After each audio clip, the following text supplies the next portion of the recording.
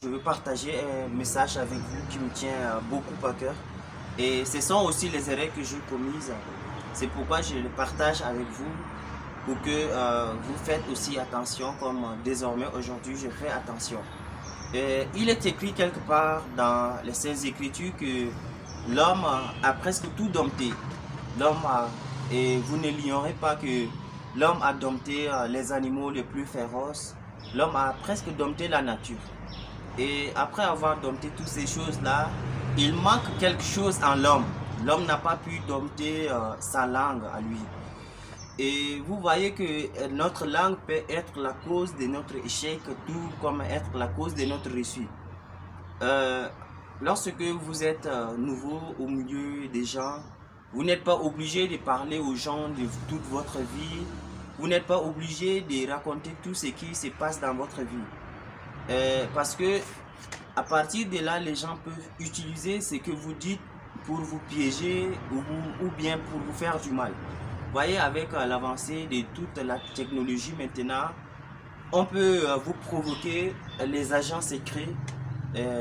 Ils ne viennent toujours pas dans leur personnalité ou bien dans sa costume d'agent secret, mais elle vient, cette personne-là vient comme une personne ordinaire et elle va vous provoquer, en fait, elle va déclencher un débat pour pouvoir écouter votre avis ou bien savoir votre position par rapport à telle personne ou telle personne.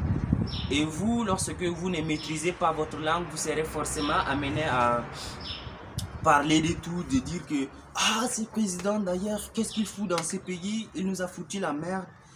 Même si ce que vous dites est la vérité, les gens vont pouvoir utiliser ce que vous dites pour pouvoir vous condamner.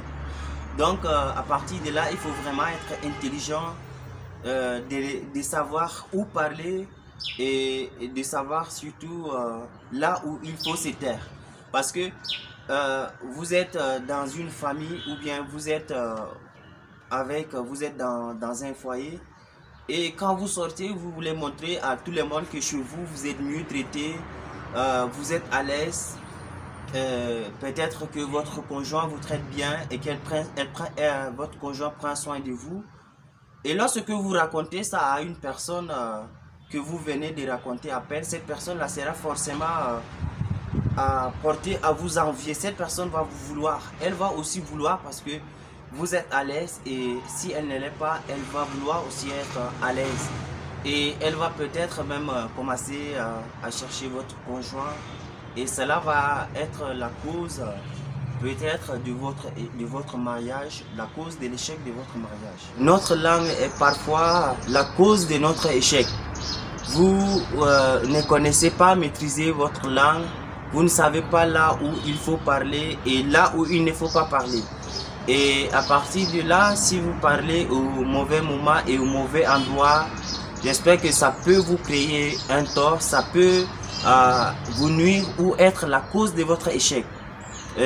Vous arrivez dans un milieu et peut-être c'est avec des professionnels, vous êtes débutant dans le milieu et au lieu de vous taire, d'écouter ce que les gens peuvent vous apporter de plus ou bien vous êtes avec les vieillards, les grandes personnes plus âgées que vous pouvez trouver un plus avec ces personnes-là.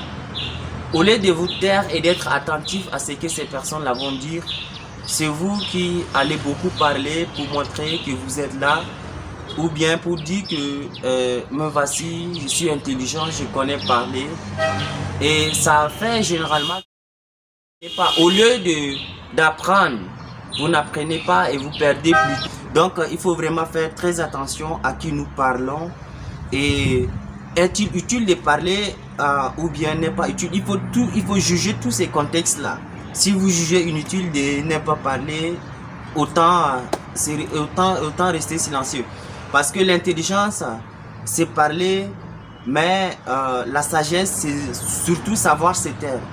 Parce que si vous vous taisez, vous apprendrez beaucoup. Vous êtes dans un milieu, vous pouvez apprendre, mais c'est vous qui montrez là, vous monopolisez la parole. Au lieu de laisser la parole aux autres, vous pouvez apprendre des autres. Vous êtes dans un débat, ne monopolisez pas la parole. Même si vous connaissez tout, hein, on ne connaît jamais tout, oui. Il y aura toujours quelqu'un pour vous apporter un plus, pour vous dire que telle chose c'est fait de cette manière-là, plus que de l'autre. Donc, il faut vraiment être très intelligent, très sage, que notre bouche ne soit pas la cause de notre échec, la cause de notre ruine. Toujours pas utile de parler parce que vous pouvez faire des dégâts en croyant que vous dites mieux ou bien vous êtes en train de dire bien. Merci et j'espère à très bientôt.